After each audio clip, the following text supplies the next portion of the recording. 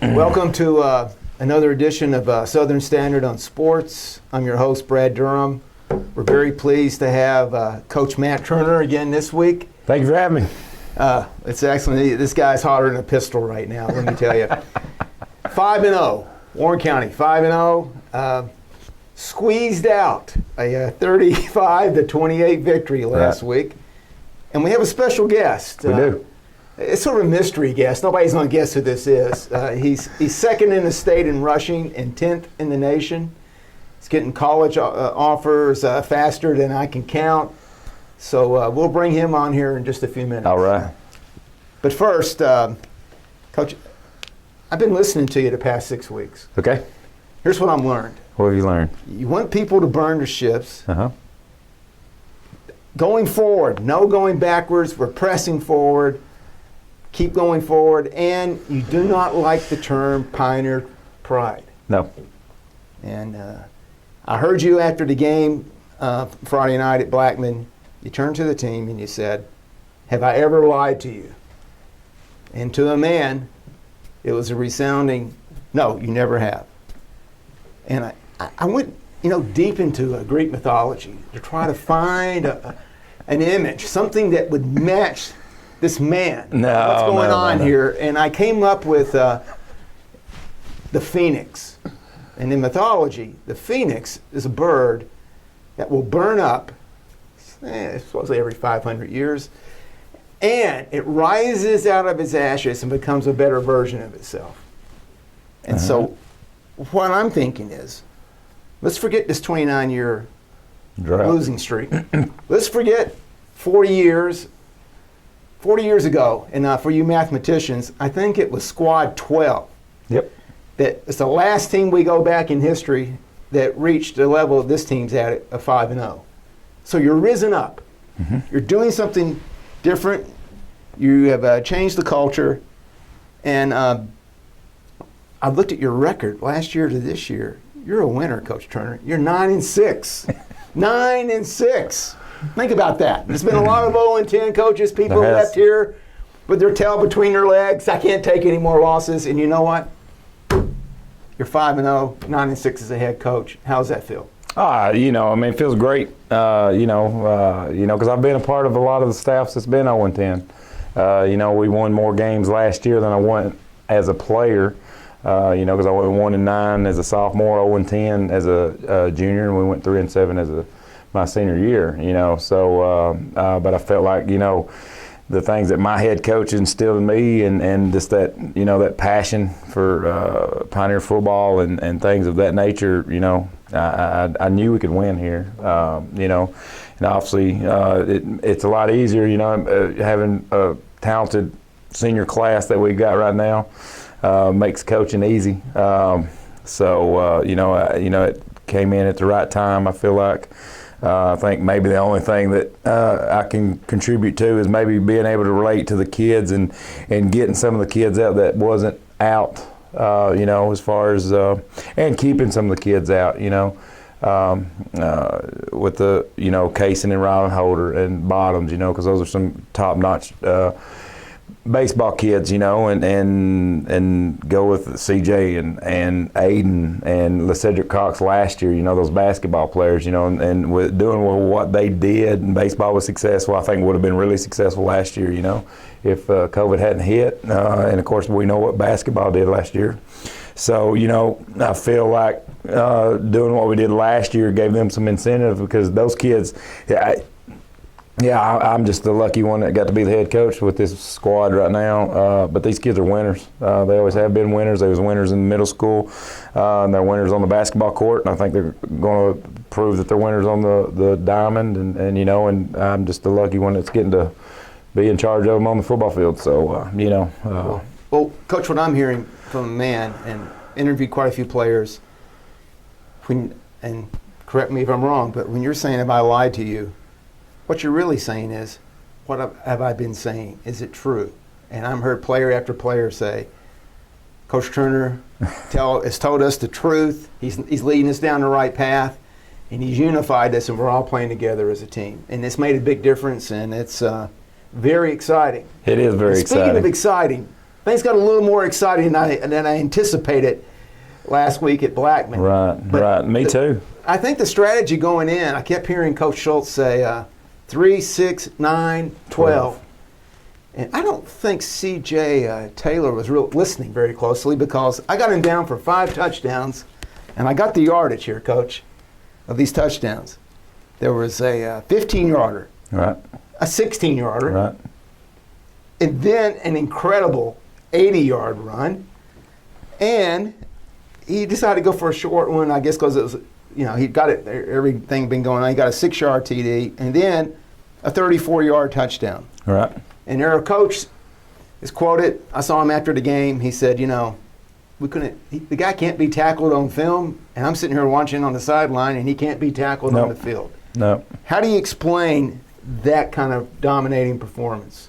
That's the special thing about what CJ does. CJ is a very competitive young man.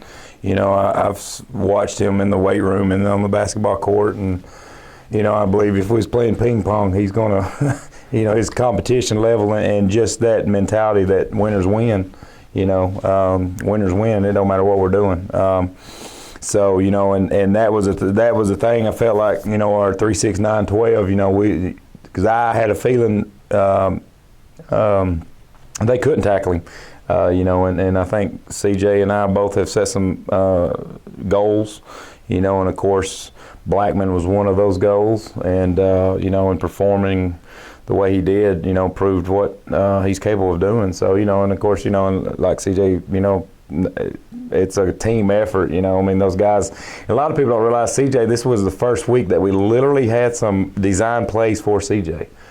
So we had some off-tackle power with CJ being the ball carrier. A lot of times, CJ's got off his yards in runs because he's making a read, with this offense that we have. He's able to, we give him, kind of hand him the keys over and say, all right, you put us in the best position. If they're trying to tackle you, you give it, but this week we kind of did a little bit different in our formations and got Ryland and Grayson and Kevin Kaysen out front, lead blocking for him. And, and of course I feel like Blackman hadn't been hit the way that they're coached to hit, and we physically just, and it was a thing of beauty to see a team of that caliber they just knew that the alpha male was on the Pioneer side. So you predicted. You're a prophet. Everything you say comes true. I don't know about that. If you go up on the mountain, we're going to expect you to come down with 10 commandments or something. Lead us through the desert, Coach. You are doing it. Now, the Pioneers, and I'm saying the Pioneers. Okay. I know it was CJ scoring the touchdowns, but it was a team effort. Right. They're up 21-7 at halftime. Mm-hmm. Get the kickoff the second half. Mm-hmm. Wasn't an onside kick, which was good. And we get the kickoff, or Pioneers. You go up 28-7, stall them, get the ball again. Lo and behold, you're up 35-7. I'm thinking mercy rule. I'm hexing the team because I'm thinking this clock's going to be running here in a minute and not stopping. But then their passing game went into effect. Right. And they got a big arm quarterback, and it came down to, they closed the gap to 35-28. I believe there was only 16.8 seconds on the clock, and they decided to onside kick. Yep. Can you tell us what happened after that point? Or do we not want to even think about we've already burned that ship, and of course you said their passing game started getting better. I don't think that was the case. Our guys was fully exhausted. Okay. And of course, and that's the difference in having depth and not, it would have been really nice to make that one more stop and put them in the mercy rule and got that clock really in our favor. But, because we had some big, we had some guys go down in the secondary. And, of course, we was playing with Nate Elrod stepped up big as a sophomore and went out there. And this is a sophomore that's not ready to play 6A right. football, varsity football, and they found him quick. Coach Hartfield, he's a good coach, and his coordinators are good, and they found our weak spot on the secondary. Coach Bond did a good job, switched them guys around, especially after that onside. And that kicker, they had a great kicker. I've seen him kick it through the back of the end zone. I mean, he's a great kicker, and that onside kick was a great. It was a freaky, perfect onside kick. No, it was a great onside. He hit that second bounce, and it shot straight up. Yeah. And you go with a jump ball with the athletes that Blackman has. Warren County maybe come up a little different. Obviously, that's opened my eyes as far as changing what we do on our onside kick. So we're going to address that and fix that and correct that, where I feel like that don't happen again, because that's the second time that's happened. And of course, we're getting down the stretch now that some of these guys, I hate to say it, but some of these guys are going to have to fill some of the role on special teams because it is that important, And there's going to be some games coming down the stretch that, we're going to have our best 11 on the field all time. But yeah, and then of course they got that ball, and and that's college coach of mine told me that story about holding the rope. Let it burn, but don't let go. So we as a team, we was holding that rope, and just it was burning. It was closer than you might think at that one. But what to me was it was a major win. It was a big win, and yes, I saw. They got 100+ players on the other Right. side. The numbers are in their favor. Right. They can rotate in.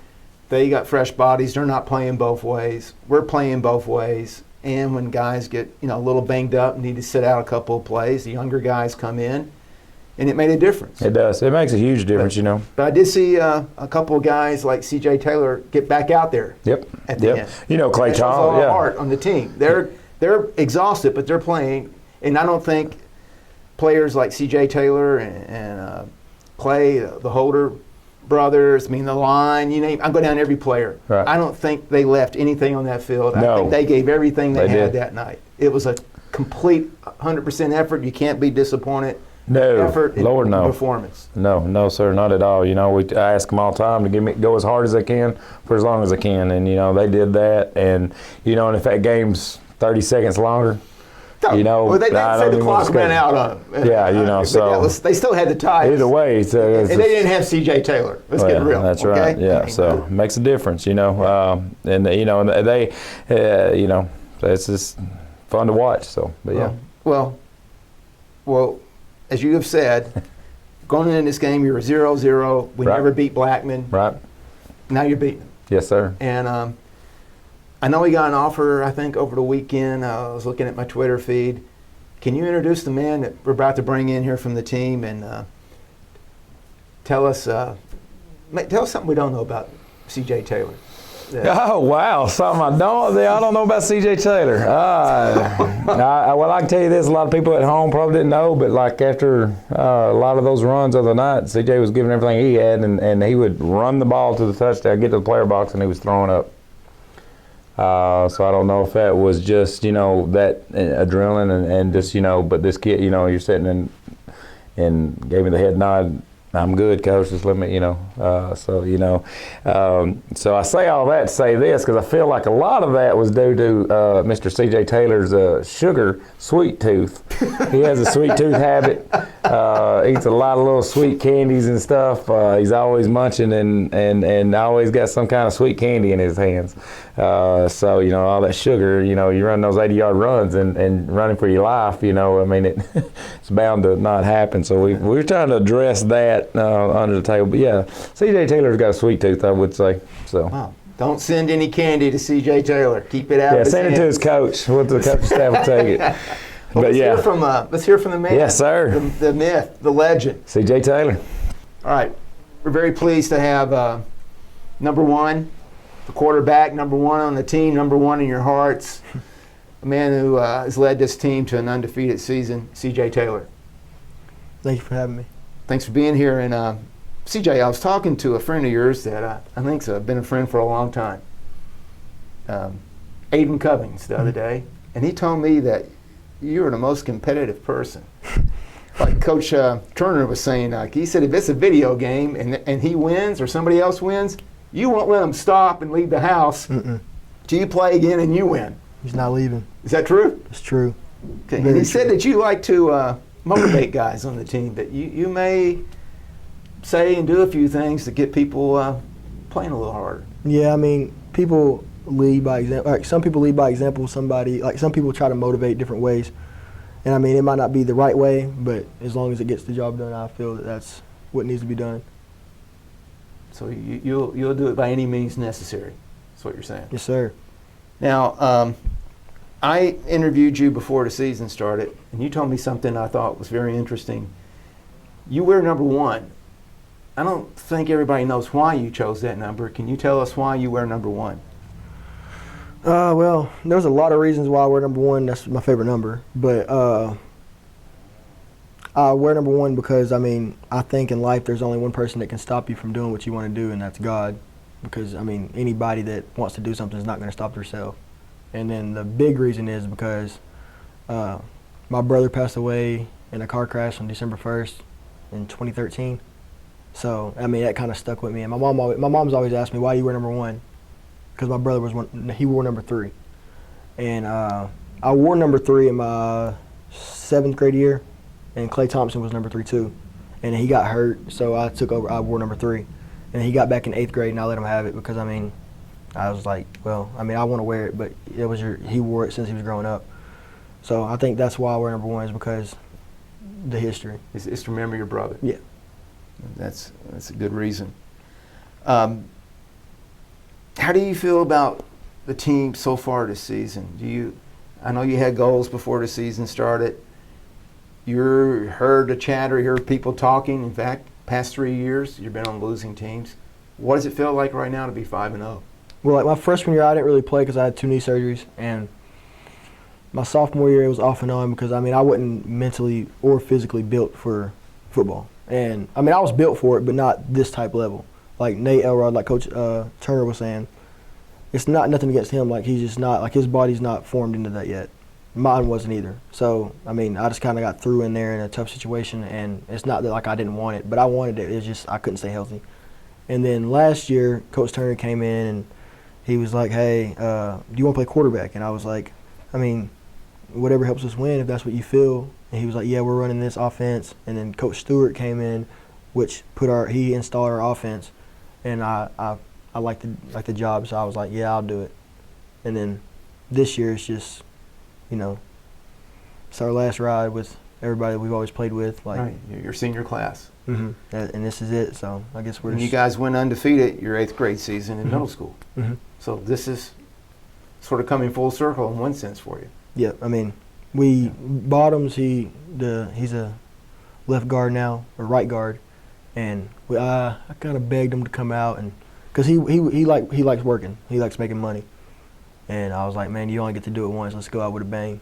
And then he was like, you're right. And then within a week he was at practice, and then ever since then it's been go time. Well, that's good. And he was snapping it to you for a lot of time, Mhm. right? Yeah, And that's Dirty Doug Wells yeah snapping it now, right? Yeah, we had to make a Did Wells snap the ball to you well the whole game? It was Yeah. once or twice you had to reach up or something. Yeah, that right? one that I scored on 80 yards, it was kind of hot. But, I mean, if he gets it within the, my circle, my square, I can get it. Right.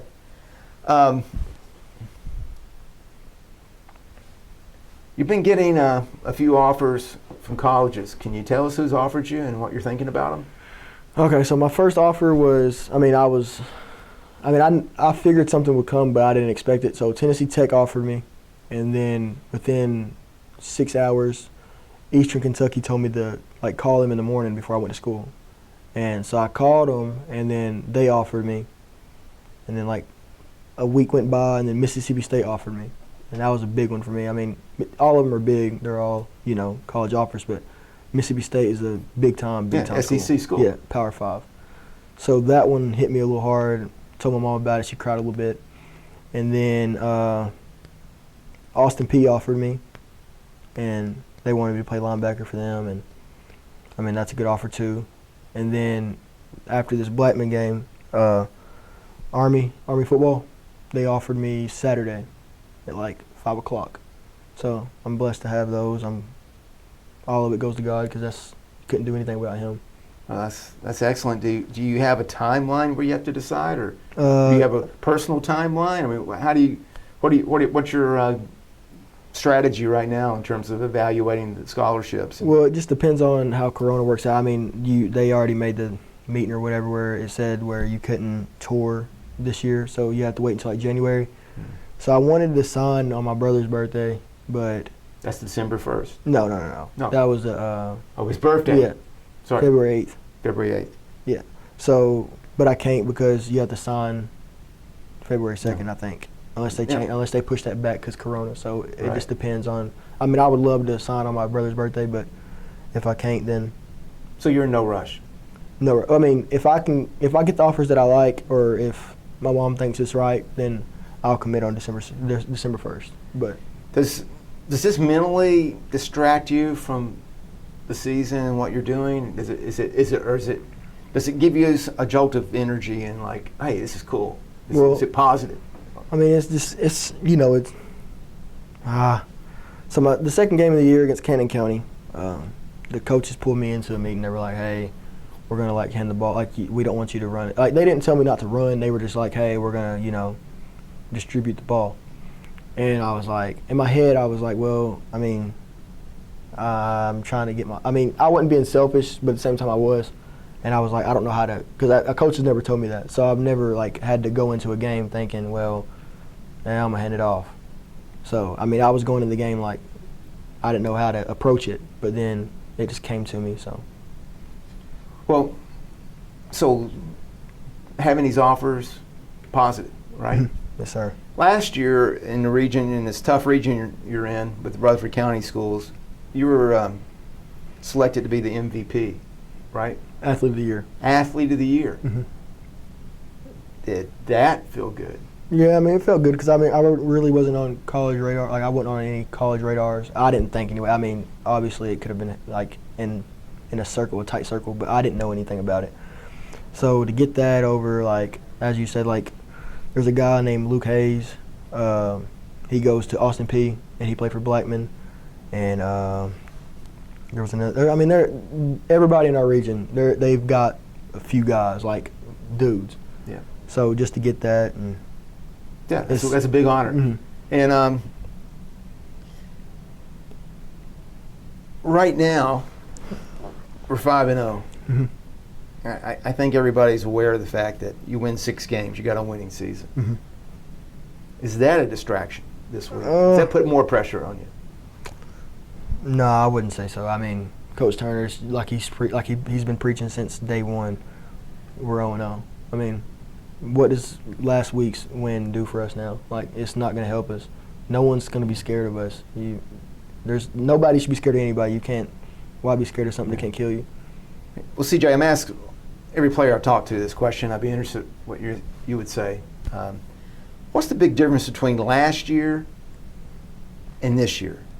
I just think we really know the offense more. Like last year was, I mean, it got through at us and it wasn't like, hey, work with it. It was, I mean, we nailed it and we tried to, work with what we had. It was just that, like, Coach Turner came in a little late, so he couldn't really, he wouldn't tell us what offense he was running because he didn't know. He just wanted us to work hard. And then whenever we installed the offense, it was just like we almost lost to the Cab last year. And, I mean, we were up 21-0, but we didn't know the offense. Like, it was just, towards the end of the game, it was like catch and go. So, I mean, I think this year we just know it more. So there's this whole theme of everybody do your job. Everybody knows what their assignments are. Everybody's working in a more selfless way, believing that if I run my route, that'll help somebody else. If I do what I'm supposed to do, that helps everybody else. And clearly, you sort of took the ball in your own hands last week. You had a little bit of a grudge against Blackman, and you exploded for 300-plus yards. And it put you second in the state in rushing and put you 10th in the nation. There were no camps this summer that people could go to and get those offers or get highlighted. So you're really elevated yourself through your performance, and that has to feel satisfying. Yeah, but like Coach Turner said, it's a team effort. I mean, imagine if I didn't have a good line, then I couldn't do any of that. I mean, people would see what kind of athlete I was because, I mean, I can break tackles and stuff, but the yards wouldn't be there. So none of them rankings or second in the nation or second in the state, 10th in the nation, none of that would happen. So, Well, as somebody who's old enough to remember when Warren County had winning seasons and in the past had gone 10-0, to go through what we're gone through and to be at this moment, it's pretty exciting. And it's exciting to see you get these offers. It's exciting to see you in the rankings of rushing. And again, however that ends up in the end of things, what's happened to this point in time is solid. It's made a difference, and it's given people a lot of hope. And it's proved that, like you say, we can do this and we can win. And you're a big part of that. And we really appreciate you coming in here. thank you for having me. I mean, it's an honor. Thank you. All right, we're back with Coach Turner. And Coach Turner, we're 5-0. Are we 5-0 or 0-0? Well, I mean, we are 0-0 right now because we haven't played Siegel this week. Okay. That's all that matters. Siegel is. I talked to their head coach today, Adam Renshaw, and he told me that they're wounded. That they started out with the season. Their number one running back's injured and out this week. Their starting quarterback got hurt a couple weeks ago, and then so their backup quarterback was in last week, against Coffee County. Okay. First off, I don't believe this. I don't even want to put this vibe in, but I'm going to. Why? But people call that a trap game. They look wounded. They look down. It's an easy game to go into and go, you know what? Wow, we gave it a lot last week. And we don't have to do it again this week. We got somebody that's just going to be a pushover. No, not in our locker room. It ain't. I mean, We got that lesson taught last year by Cannon County. Yes. So and I'm glad I got that lesson taught, and not necessarily me because I knew Cannon County was a tough team last year, but this senior class and the just that week. I believe these kids know that Warren County is not at a point right now. I don't care if undefeated or not that we can call any game a win or anything of that nature, and it's at Siegel and it's their homecoming, and so we're going to take that role of wanting to try to get these teams to quit scheduling us for homecoming and senior night and things of that nature because I'm tired of it, and these kids are tired of it, and so we're kind of going there with our chip on our shoulder, and we want to double down and prove, to the haters, because last week, of course, Warren County's just got C.J. Taylor and the team of the century for them, and Blackman was way down. Trust me, Blackman's not way down. I said, right now that's still probably one of the best 1-4 teams that I have seen, just like I said this time last week. So, well, Coach Turner, just to set the record straight, and somebody was talking that nonsense, I said, look, I'll put my entire paycheck on you all winning this week. Wow. What I'm heard and what I'm seeing and witnessed, I don't think there's going to be a letdown in this team. I'm confident of that. Well, I appreciate that, but I don't think you're going to see anything with Siegel you haven't seen so far. I believe on offense they run a pretty traditional spread offense. Mm-hmm. The schemes that you'll be doing are schemes that you've done on other teams, and they run a 3-4 defense. You're seeing that. Mm-hmm. And I asked their coach, so what's your scheme for number one, C.J. Taylor? And he said, we're going to tackle him. We're going to try to tackle him. That's all. He said, we're just got to tackle that guy. And that's a smart coach. I mean, because that's the thing. That's what we worked on last week in practice because I felt like, Blackman had those athletes and the wiggle factor and speed of a lot of the teams that we have not seen. And so I guarantee that coach is working on basic fundamental stuff just like we're doing this week. Nothing Different. We're going to, Tuesday's a work day, you tackle on Tuesday, tackle on Wednesday, and that's and so I mean, and coach is a smart coach. I guarantee you'll have something. There'll be a new wrinkle. It's like Blackman. They changed up, and I think they put 10 guys in the box after halftime. To try to stop us. And we'll just What have you seen on film?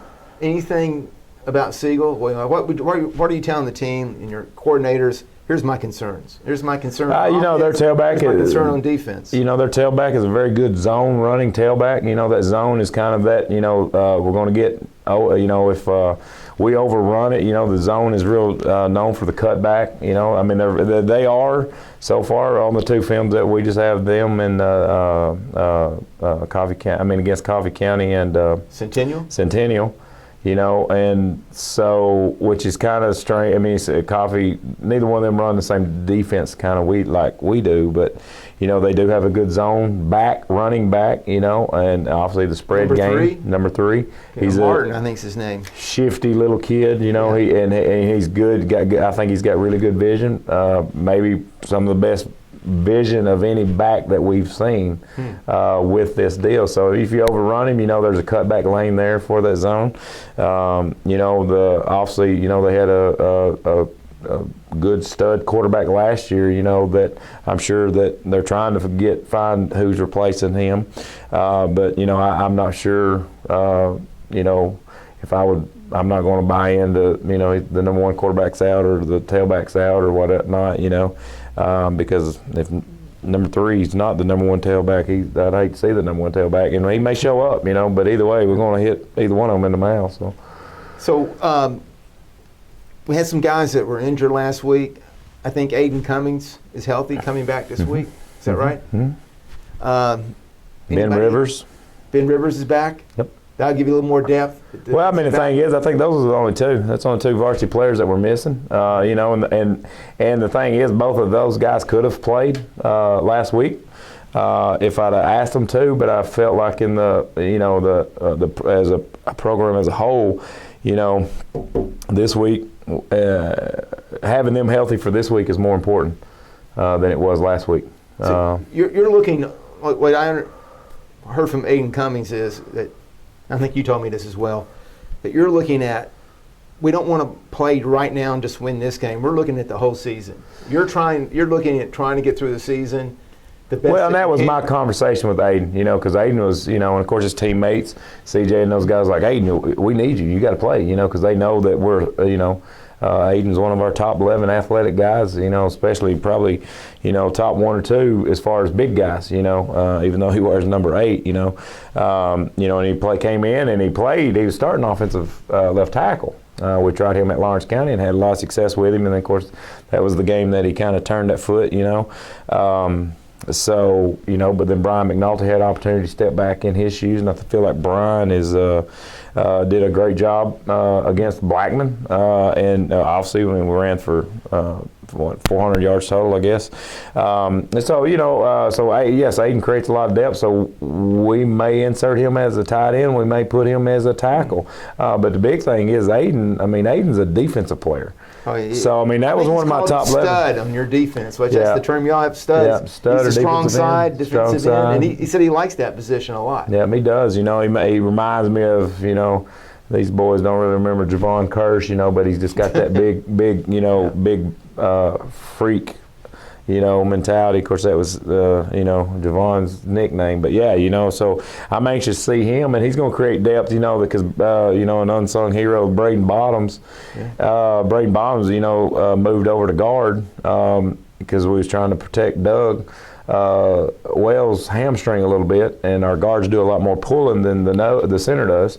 But, you know, Braden Bottoms played nearly every snap. And, you know, that's a young man, of course, that plays a position that, you know, his job is on defense is to keep the guys off the linebackers. Yeah. You know, he don't get to make the tackles, and then on the offensive side, you know, he gets to, you know, pancake and do all the work in the trenches for CJ and Kaysen and Grayson and those guys, you know. So, but having Aiden's going to be able to give Bottoms a rest, or vice versa, you know. So I'm excited, and then, you know, and then Ben Rivers will be back. You know, and the day they was running, doing their 40s, and, you know, it also, you know, they're just getting, you know, so. Conditioning and. Yeah, getting back into the swing of things, you know. Well, when I was talking to Coach Renshaw today, he did mention that, he said, you know, it's not just number one on their team. They got a lot of good players. He said, although he's been watching film, he said, he didn't say it last week, but he said that C.J. Taylor does have a good arm. He can throw the ball. So he's robbed film from somebody because he must have seen the Rockville film. You know, those guys in Rutherford County, you can't trust them. No, They're probably not at all. swapping film. You know, no, they probably finding every edge you can, and of course that train goes both ways. But yeah, you know, and of course we didn't. Obviously, Blackman had a top-notch secondary. You know, and. You know, and I've always said there's three things happen when the ball's in there, and two of them's not good. So I don't expect you to tell us the secrets and what you're really thinking this week, but will we see the same kind of game plan this week we saw last week, or you make changes for Siegel? They're not listening. They'll never see this. It's just us, you know? I tell you what, Coach, if he's smart, he'll be listening, and that's fine. I mean, our game plan is going to be to go out there and play a very violent, physical football game. And you're going to have to tackle our ball carriers, and you're going to have to get off our blocks, and you're going to have to, you know, we're going to pursue and tackle to the ball. But no, I mean, you know, our offense is in. Of course, we're going to, you know, add a new wrinkle here and there. You know, we add a little bit there. We still, you know, and we've kind of got a system on the offensive side and the defensive side, you know, where we try to sprinkle something in. We may not show it this week, but we're working on it in practice in preparation for next week. So there's some things that we've, you know, we prepped in last week for this week. And a lot of it, and with us, with our short depth and things of that nature, a lot of it is personnel driven. You know, because you bring Aiden Cummins back into the game, you know, there's certain things that we can do offensively and defensively with him. So, you know, and I'm anxious to see, you know, we might have a wrinkle or two on defense. Because I'm seeing this zone run, you know, we want to shut that down and make them throw the ball like we did with Blackman. So, well, Coach, all right, it's again, it's a great feeling to be 5-0 or 0-0, no losses. Right, no losses. There's no losses. That's right. All right, and this week, okay, does the idea should it not be mentioned? Like, you know, like in baseball, if you're trying to rally, you don't mention certain things, or if you got a no-hitter going, you don't say this.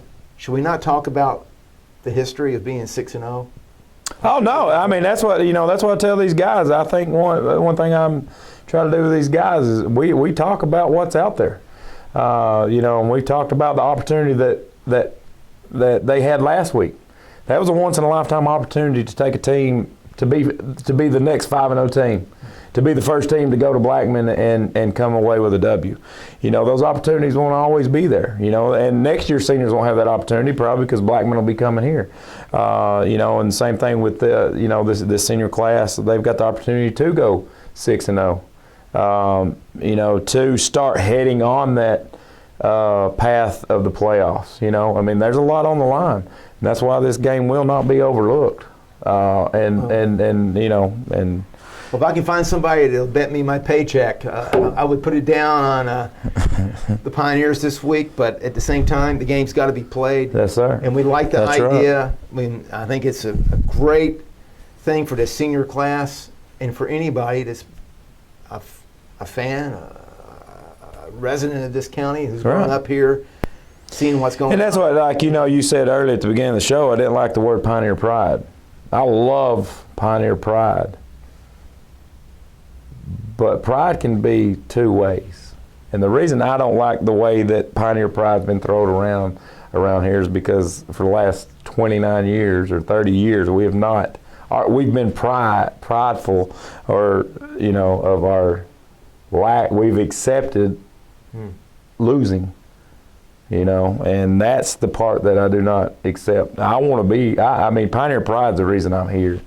So I want to make sure that people understand that, because Pioneer Pride, but if you look up the definition of pride, you can be prideful about something positive, and you can also be prideful about something that's negative. And Pioneer football has not been successful here. You know, people talk of the tradition and this and that and other. I mean, so you tell me, I mean, it's been 40 years since we've been 5-0. Well, Coach, I've been looking at the standings, and you're number one in the region. You're undefeated. In a region they said we could not compete in. It's like you say, it's never been done before. You're doing it. It's a great validation. Why not? And we're very much behind you, and I appreciate that. We're enthusiastic. We're glad to see the teaching, the coaching translated and execute it into a winning season. And we're 5-0 next week. Siegel, big game. Big game. Big game. Huge if game. people want tickets, Go fan. Go fan. They may have tickets sold at the gate, but only no cash. Have to be cards only. And they only sell tickets at the gate if they're not sold out, and they have an allotment of about 1,800. But there's 200 for Warren County, so you need to get on the horn. Yep.